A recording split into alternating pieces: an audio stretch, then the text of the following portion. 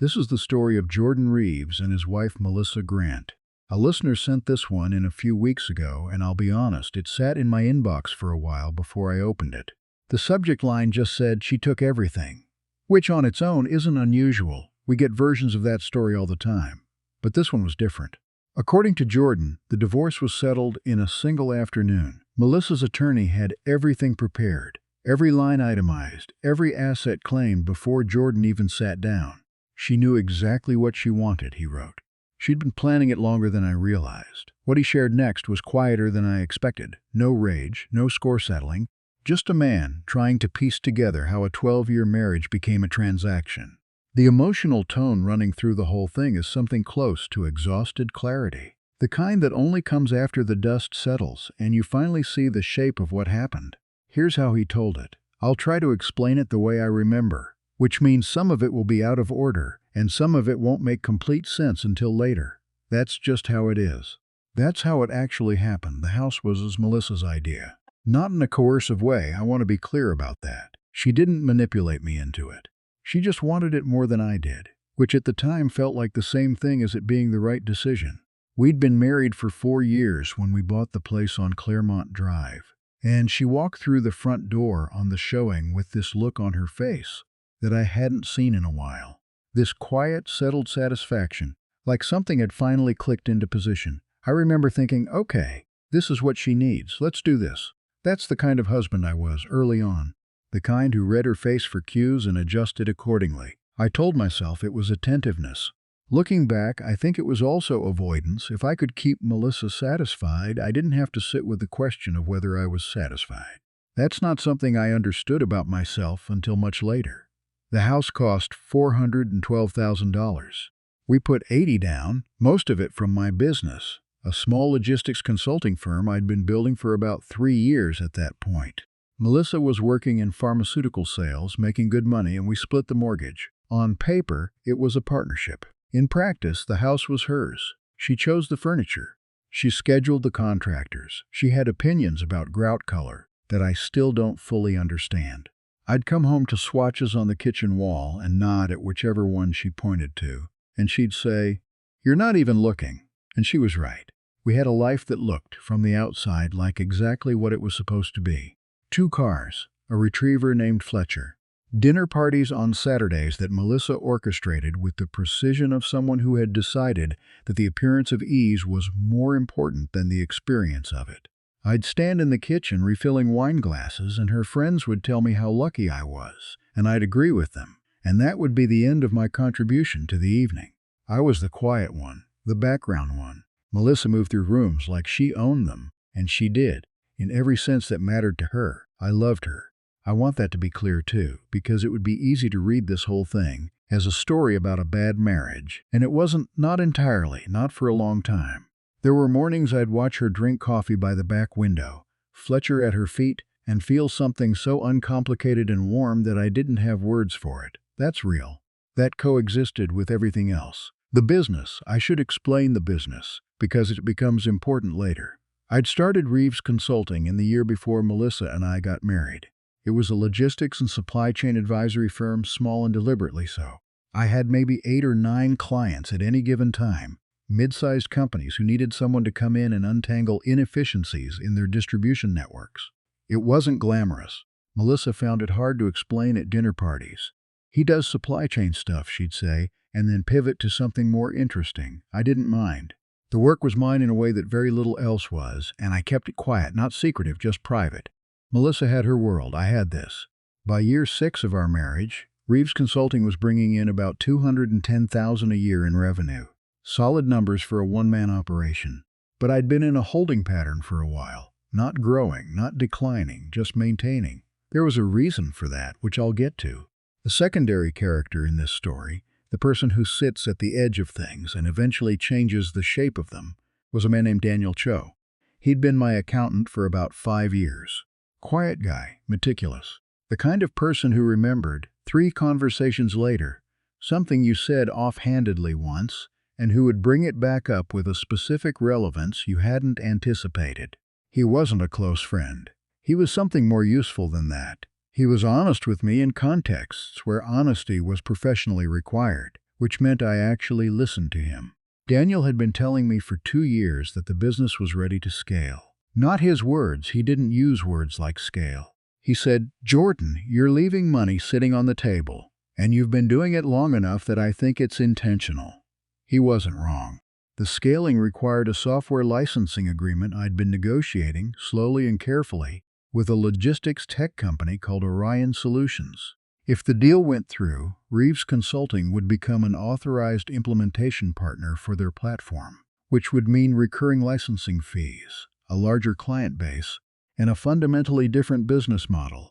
More valuable, significantly more valuable. The deal had been stalled for most of the year. Orion's legal team was slow. My leverage was limited.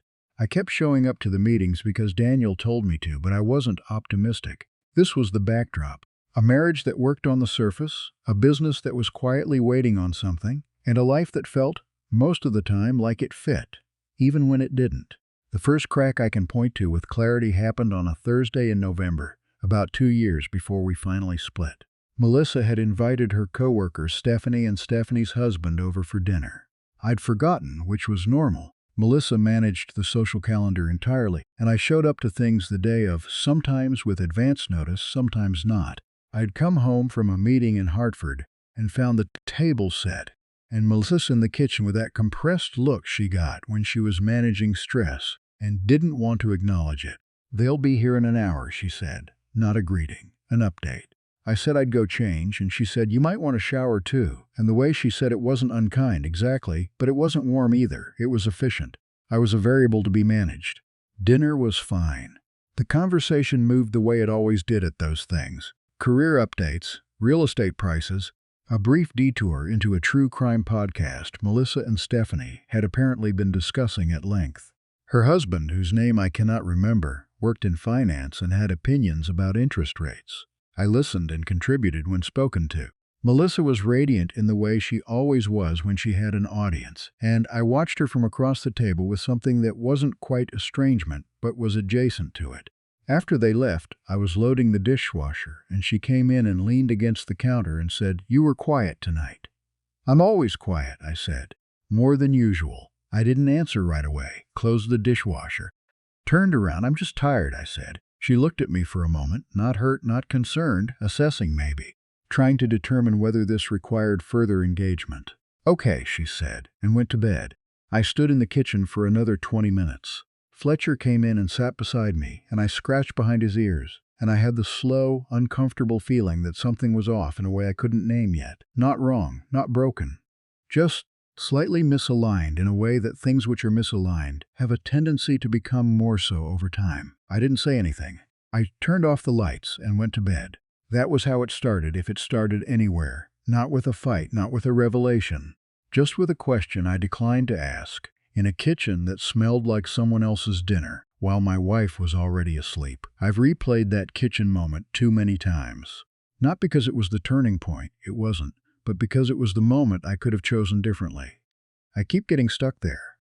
By the following spring, the distance had a texture to it. That's the only way I know how to describe it. It wasn't silence, exactly. Melissa and I still talked, still had evenings together, still did the functional things couples do. But there was a quality to the space between us that had changed. Like the air pressure had shifted slightly, and neither of us was acknowledging it. I started staying later at the office. Not for dramatic reasons. I was genuinely pushing on the Orion deal again, and it required time. But I noticed that I didn't feel the pull to come home the way I once had. I'd look at the clock at 7 and feel something that was almost like relief at having a reason to stay. Melissa, for her part, was busy. Her sales territory had expanded, which meant more travel. She'd be gone Tuesday through Thursday some weeks, and I'd come home to an empty house in Fletcher and a quiet that felt, honestly, easier than I expected it to. That should have alarmed me. It didn't. We had a conversation in March that I keep returning to, because it was one of the few times something real broke the surface. She'd come back from a 4-day trip to Atlanta, and I'd made dinner, nothing elaborate, pasta, a salad, and she'd come in and dropped her bag in the hall and come to the kitchen, and I'd handed her a glass of wine, and for a moment it was almost what it used to be. Then she said, "The Hendersons are selling." I said, "The house next door?" "Yes. They're asking $740. That's aggressive." It's the market, she said. Ours has to be worth at least that.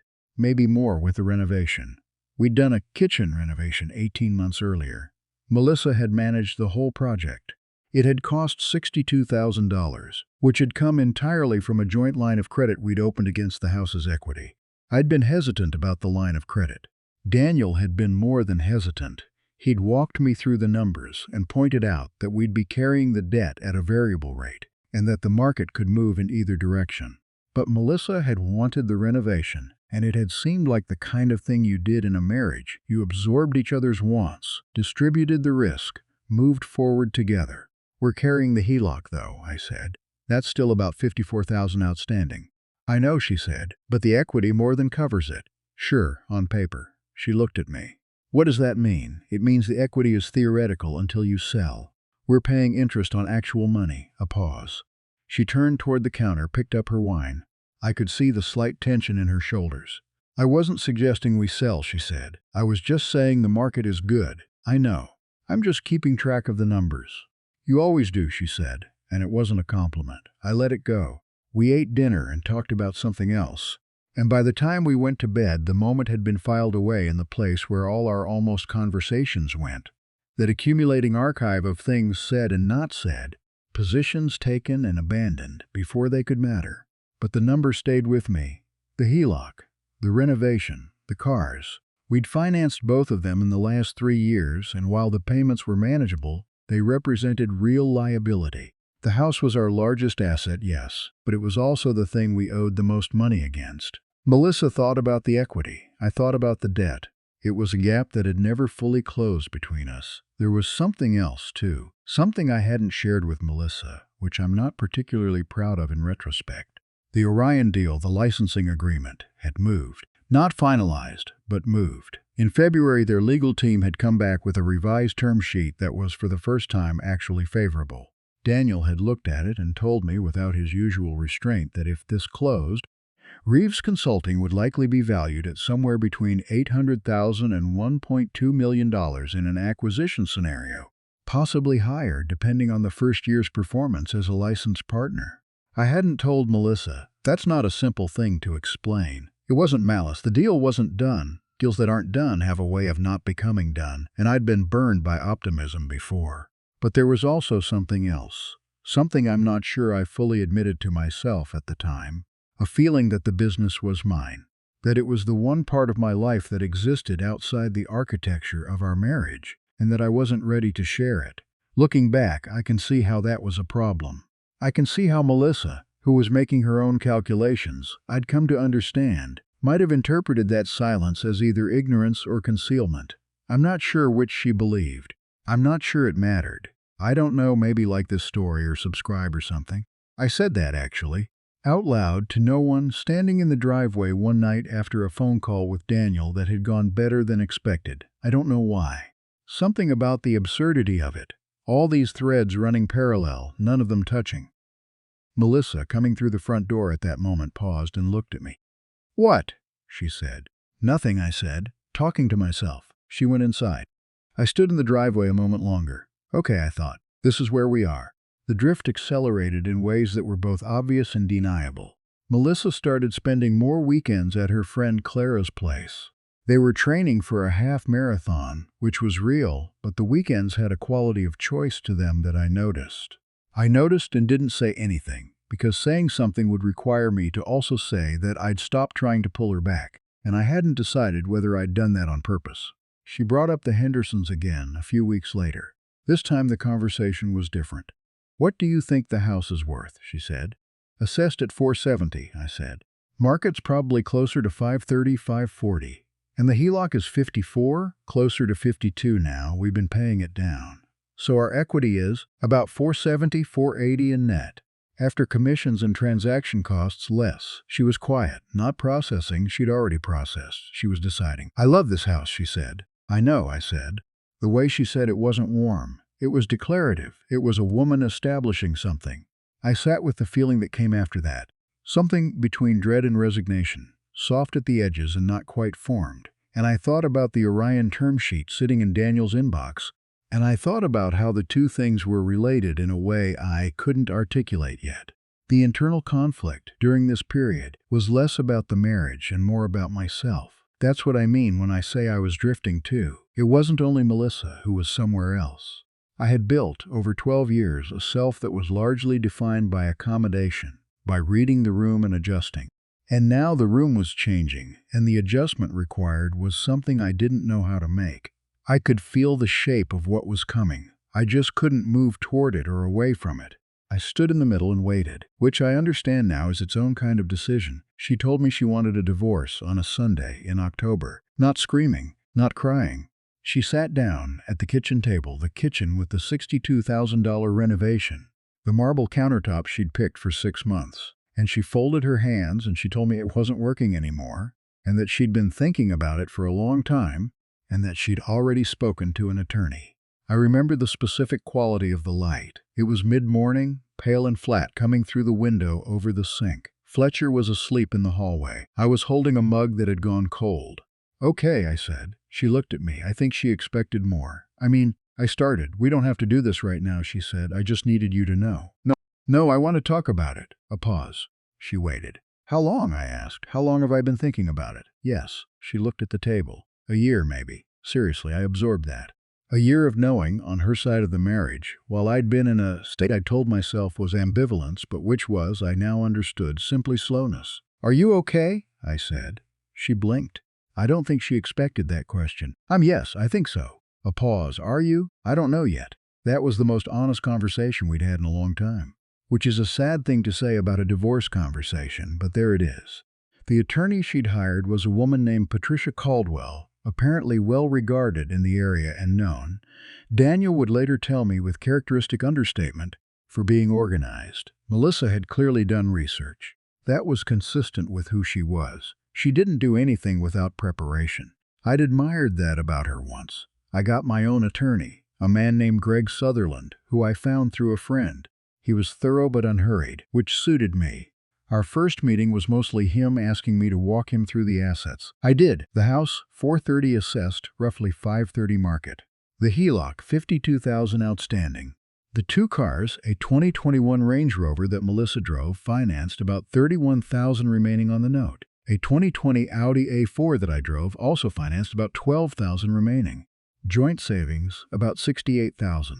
My personal savings, modest, about $22,000. Melissa's personal savings, I didn't know, and it wasn't my place at this stage. Reeves Consulting. I described it as a small consulting firm earning approximately $200,000 in annual revenue, which was accurate. Greg asked about valuation, and I said it was hard to assess given the pending deal, and he asked about the pending deal, and I described it in general terms.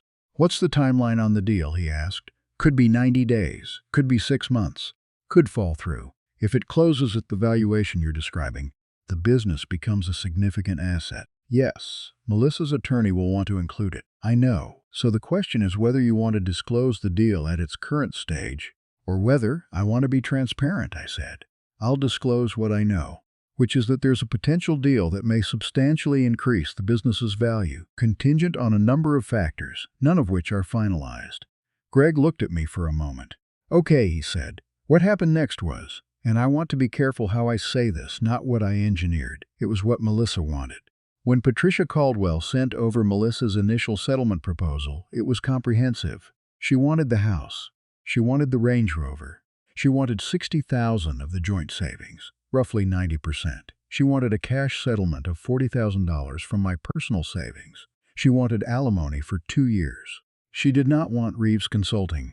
This was, as near as I can reconstruct it, because Patricia had looked at the business and seen what it looked like on the surface. A small one-man consulting firm, relatively illiquid, requiring ongoing personal involvement to generate income, with a pending deal that was disclosed but unresolved.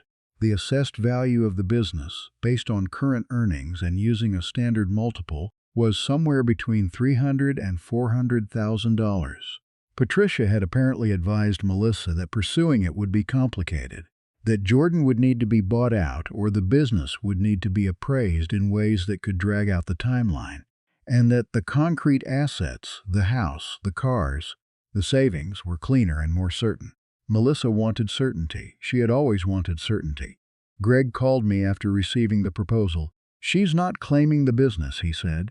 I see that. Jordan, you understand what I'm about to tell you? Yes. She's taking the house with the HELOC attached, the Range Rover with $31,000 in financing attached.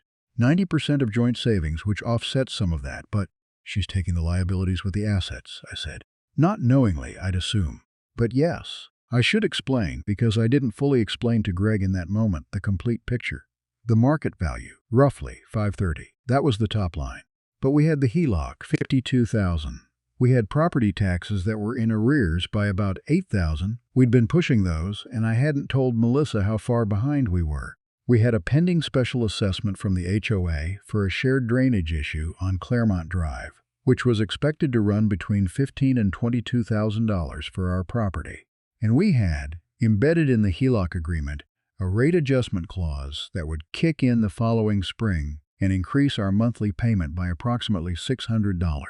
The net position on the house was real but compressed. After a realistic sale, commissions, transaction costs, the HELOC payoff, the tax arrears, the HOA assessment, Melissa would walk away with maybe $300,000. Not what she thought she was taking. The Range Rover, financed at $31,000 remaining. The market value of the vehicle was approximately $36,000. Equity of $5,000. Not nothing, but also not a Range Rover. The savings, $60,000 of $68,000. Melissa would have $60,000 in liquid cash. That was real, the alimony. 2 years at a rate that Greg negotiated to something I could manage. The total picture. Melissa was taking assets that looked, from above, like the majority of our estate. She was not taking a business that she had assessed, reasonably but incompletely, as complicated and speculative. What she didn't know, what she had no particular reason to know, was that by the time our divorce was finalized, the Orion deal would be 3 weeks from closing. I didn't hide this. I disclosed the deal. I disclosed the pending nature of it. I disclosed the potential valuation range. It's just that disclosed information, when it's framed as uncertain and contingent, has a way of not being fully weighted. Melissa weighted the concrete. She always had. The confrontation, and I call it that loosely, because it was never loud, came in a session with both attorneys present about 6 weeks in. Melissa sat across from me at a conference table for the first time since I'd been in our kitchen holding a cold mug of coffee, and she looked like she'd been sleeping well. That struck me. She had the settled quality of someone who had made a decision and was moving through the execution phase without much internal resistance. "You're not contesting the house," her attorney said. A statement, not a question. "No," I said, "or the vehicle, no." Greg shifted beside me. He'd advised me, carefully and repeatedly, that I was entitled to push back, that the liabilities attached to the house, properly presented, would give me negotiating leverage. I'd told him I didn't want to fight over it. He'd looked at me with the expression of a man who suspected I knew something, but wasn't saying it. I did know something, but it wasn't what he thought. What I knew was this: the marriage was over. It had been over in any meaningful sense for longer than either of us had been willing to say. Fighting over the house would mean months of litigation and an extended proximity to a woman I had loved and lost and needed, now, to stop losing incrementally.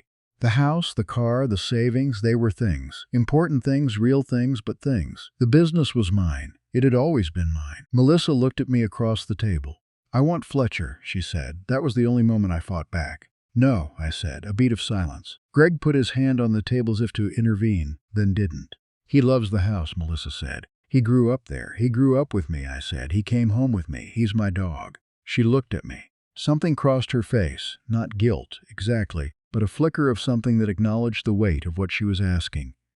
"Okay," she said quietly, "that was the confrontation. That was the chaos. A retriever named Fletcher, and a word I finally said out loud 7 months later. I know that's a jump, but the interim period was largely internal. Adjustments, small griefs, the low-grade restructuring that happens when a life that was organized around someone else is no longer. I moved into a 2-bedroom apartment in March. Fletcher adapted faster than I did. I kept the office, added a desk, started eating dinner there more often than not. The Orion deal closed in February, 3 weeks after the divorce was finalized, precisely as I'd estimated. It wasn't dramatic. Daniel called me on a Tuesday afternoon and said, with his characteristic flatness, "The agreement executed this morning." I sat with that for a moment, then said okay, and thanked him, and took Fletcher for a walk. The first year's performance as an Orion licensed implementation partner exceeded the projections. By November, Daniel was telling me that an acquisition inquiry had come in from a mid-sized logistics firm out of Denver. Not an offer, an inquiry, but a serious one. At a valuation he presented with the closest thing to excitement I'd ever seen from him. $1.4 million. That number still sits strangely in my chest when I say it. Not because of what it means materially, though it means things, real things, but because of how long it had been waiting. Years of slow negotiation, of showing up to meetings with Orion's legal team, of keeping the work going without knowing whether it would ever amount to anything beyond the thing it already was. The patience required had been, in some ways, the defining quality of the business. It was also, I'd come to understand, the defining quality I'd lacked in other parts of my life. Melissa, meanwhile, had moved into the house on Claremont Drive. I know pieces of what followed from mutual acquaintances. We shared a few, and small towns being what they are, things filtered back. She'd started the renovation project she'd been designing in her head for years, the primary bathroom, the back deck extension. She'd hired a contractor. She'd been to a design showroom in the city twice. I also know from a brief email she sent me in April, neutral in tone, informational, that the HOA special assessment had come through. Higher than projected, $24,000 for our lot specifically, due to a soil issue that had complicated the drainage repair more than anticipated. She wrote to ask if I had any documentation on the original assessment notice, which had apparently come while we were still married, and whether I filed it anywhere she could access. I found the document and sent it to her without comment. The property tax arrears had presumably become apparent by then, too. I don't know the specifics. She didn't write again. The Range Rover needed a transmission repair in May.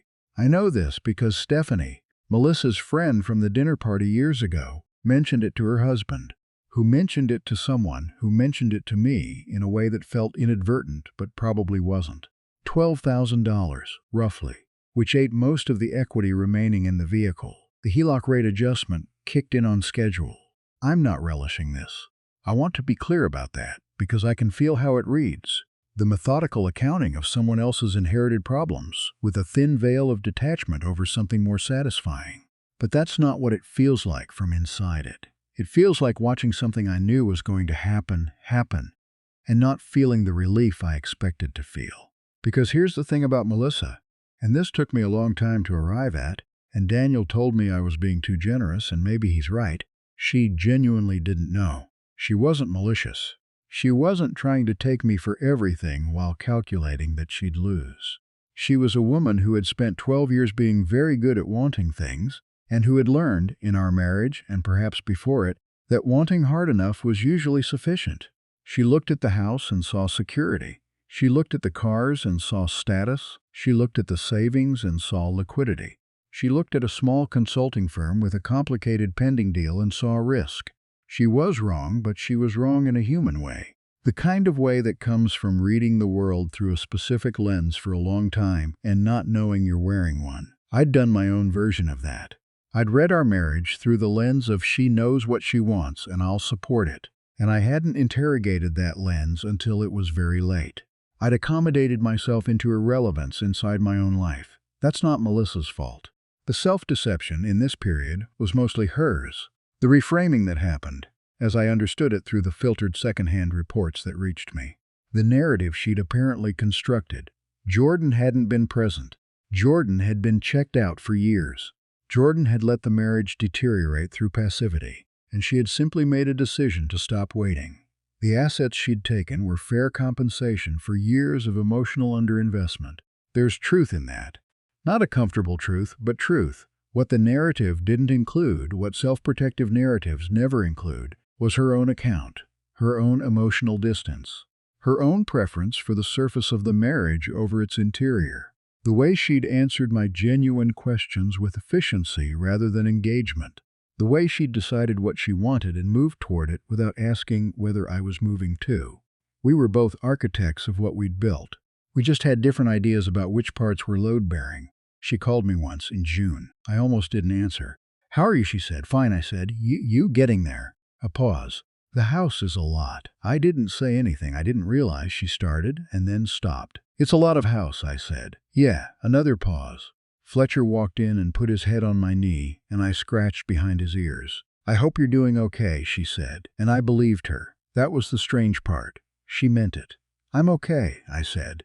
"I think I'm actually okay." She said goodbye, and I sat with the phone in my hand for a while after she hung up, and I thought about the distance between what things look like and what they are, and how much of our lives we spend on the wrong side of that gap. The acquisition didn't go through. I want to say that up front, because otherwise this ending tilts in a direction I don't want it to tilt. The Denver firm made their inquiry. Daniel and I had a series of meetings, and then they restructured their executive team and the interest went quiet. That's how these things go. I wasn't devastated. I'd learned by then not to build my house on contingent foundations. The inquiry itself had changed things. It established a floor for the business's value, brought in 2 new clients who'd heard about Orion Partnership through channels I didn't track, and gave me something I hadn't had before, which was confirmation. The confirmation that I'd built something real. That's what I mean when I say the story isn't about the money. The money is the thing people will focus on, and I understand that. The numbers are concrete, they're satisfying in a structural way, they give the whole thing a shape. But the money was always a symptom. The real story is about what I kept. I kept the business because Melissa didn't want it. She didn't want it because it was complicated and speculative and tied to me in ways she was, by that point, trying to untie from. That's logical. That's rational, given what she knew and how she thought. But the business was also the thing I'd kept most entirely myself in 12 years of marriage. The thing I'd continued building quietly, carefully, while I accommodated and adjusted and showed up to dinner parties and nodded at paint swatches. It was the version of me that had existed before the marriage and would exist after it. The part that knew what it was trying to do and kept doing it regardless of what else was happening around it. I should have brought that person into the marriage more. I understand that now. Not the business specifically, but the quality, the quiet persistence, the willingness to hold something and wait for it to become what it was going to be. I'd applied that to work and not to the relationship. And the relationship had gone unmaintained in ways that, looking back, were predictable. The final interaction, the one that actually ended things in my mind, that closed the interior chapter even though the legal one had closed months earlier, was not dramatic. It was a Saturday in October, almost exactly 1 year after Melissa had sat at the kitchen table and told me it wasn't working. I was at the farmer's market a few blocks from my apartment, Fletcher on his leash, buying something, tomatoes, I think, or maybe it was apples. And I looked up and she was there. She was with someone. A man I didn't recognize, tall, standing close to her in the way that people stand when they're still new to standing close. She was laughing at something he'd said, one hand on his arm. She looked, and I need to be honest about this, she looked well. Not happy in a way that was pointed at me. Just well. Present in herself in a way that she sometimes was and sometimes wasn't in our marriage. She saw me at the same moment I saw her, a beat. The particular calculation of 2 people deciding simultaneously how to handle an unexpected intersection. She lifted her hand in a small wave. I lifted mine. Fletcher started toward her and she crouched down, and he licked her face and she laughed. A real laugh, the kind I'd heard less and less of toward the end. And she ruffled his ears and said something to him in the voice she used with him that was softer than her regular voice. Then she stood up and looked at me. "Hi," she said. "Hi," I said. Her companion had stepped back, not far, just enough, giving her room. She glanced at him and back at me. "This is." "You don't have to," I said. She looked at me for a moment. Something in her face shifted, not towards sadness, exactly, but towards something more complicated. A kind of recognition. "How's the business?" she said. "Good," I said. "Really good, actually." She nodded. I could see her processing that, and I could see the edge of something, not regret, or not only regret, that crossed her face and then moved on. "Good," she said. "I'm glad." And she meant that too. That was the thing about Melissa. She was complicated, and she had done things that hurt me. And she had made calculations that served herself at costs she didn't fully account for, and she was also capable of meaning it when she said she was glad. People contain all of those things at once. "Take care of yourself," I said. "You too."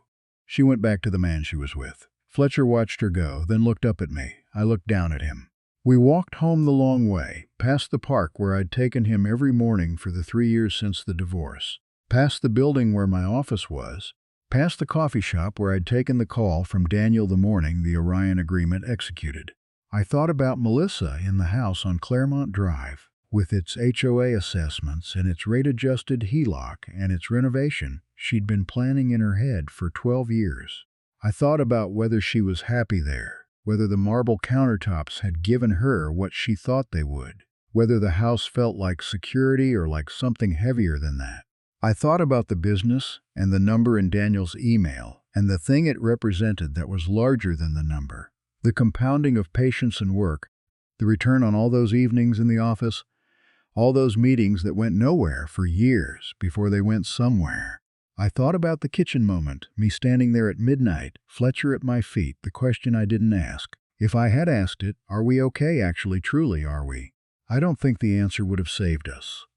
I think we were already in the process of ending, just slowly enough that we could pretend otherwise. But asking it would have been something. It would have been the version of me that tried, that brought the interior self into the room, instead of keeping it in an office on the other side of town. I didn't ask.